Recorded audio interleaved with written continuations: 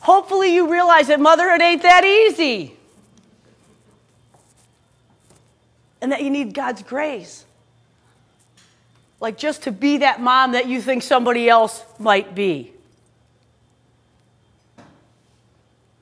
I'm guessing that when you came, you thought that some of the people in your group might have had it all together. I'm here to tell you, none of you do.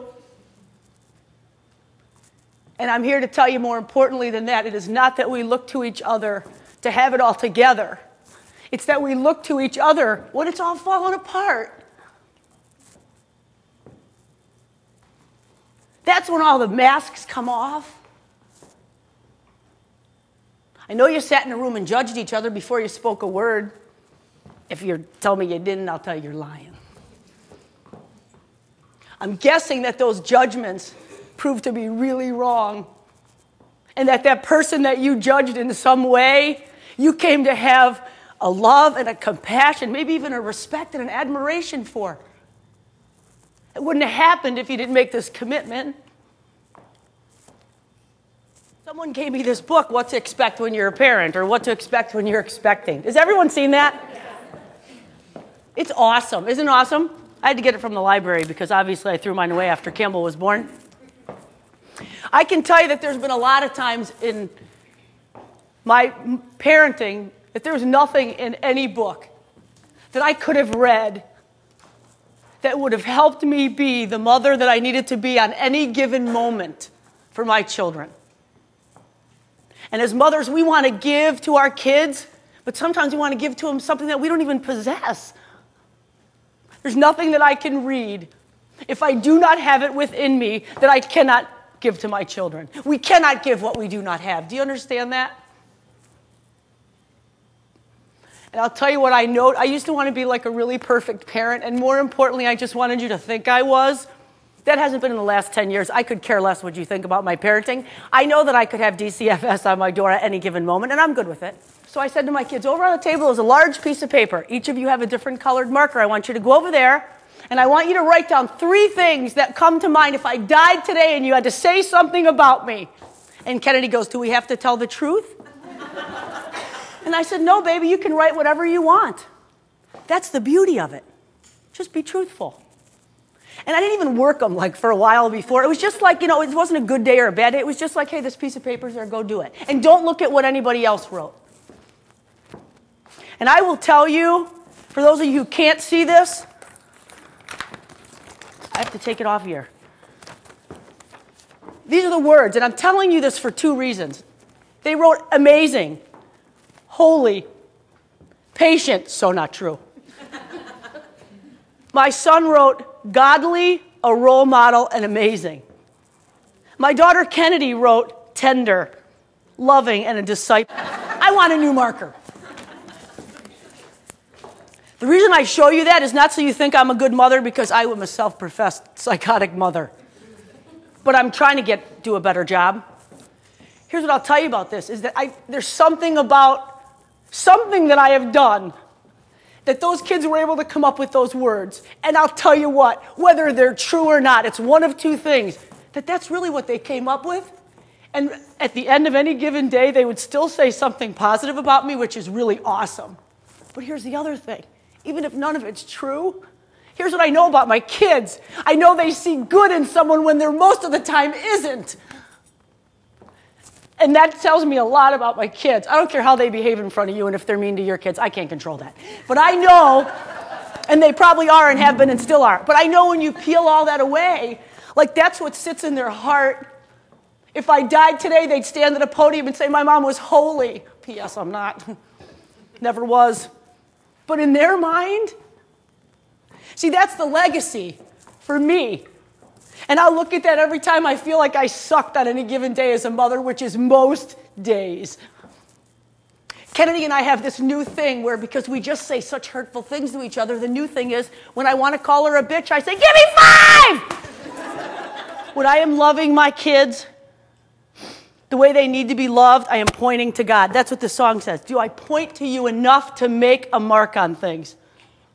I will be the first one to tell my kids, do not look at me to be your example. I will always fail you. There will always be stipulations and conditions and judgments on my love for you. There just will, because just sometimes you embarrass me and it's about my ego. My 14-year-old kid says, is this about your ego or me? I'm like, kind of both. I want them to know that it's absolutely about me that you did not acknowledge that adult. I have an issue with that. Plus, I think it's important that you have social skills. But what's the real motive? I cannot give them what God can give them. I don't want them to look to me, because every time I fail them, then that's what they think God can do. But I'll tell you, when I do something good, I'm the first one to say, baby, can you believe Mommy did not punch that lady's teeth down her throat?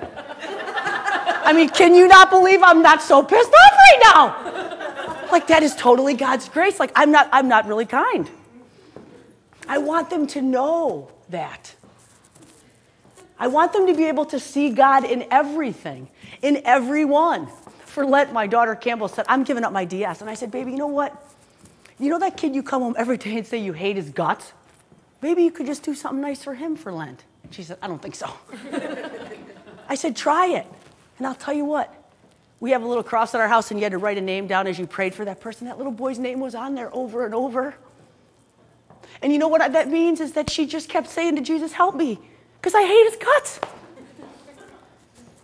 And maybe she loved him more, or maybe she didn't, but I know that she took it to the person that could change her heart. Because I was around the kid and I said, I hate him too. He's really annoying. Because you know that I hate kids, I admit that. I like mine, but I don't like yours. Okay, this gift of motherhood, and I think it's a gift now. Like, I don't know what God was thinking when he did this 4 times. I swear I do not know.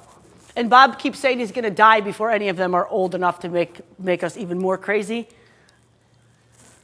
But I know that they are looking to me to faithfully model something. They're looking at me fall apart and watching me put it back together. And some days I do it better than others, but I will name it, I will own it.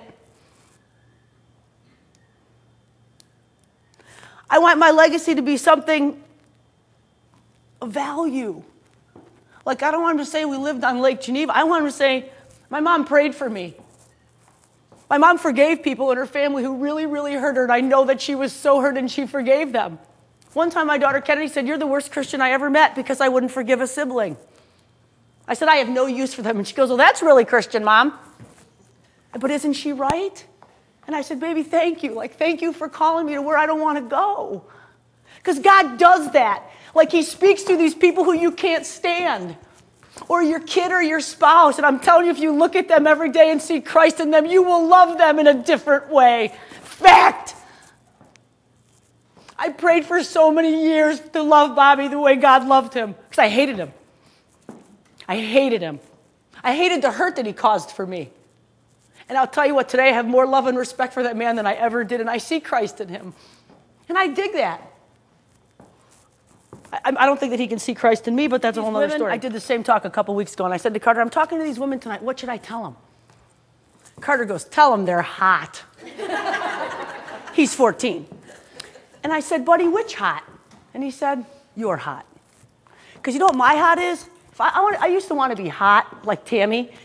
Now I just want to be hot, and hot stands for honest, open, and transparent. That's the hot I want to be now. And so when my son says, Mom, that curl is so hot, I'm like, which hot? He goes, my hot. Totally not your hot. So from my son Carter, he thinks you're hot. And I dig that.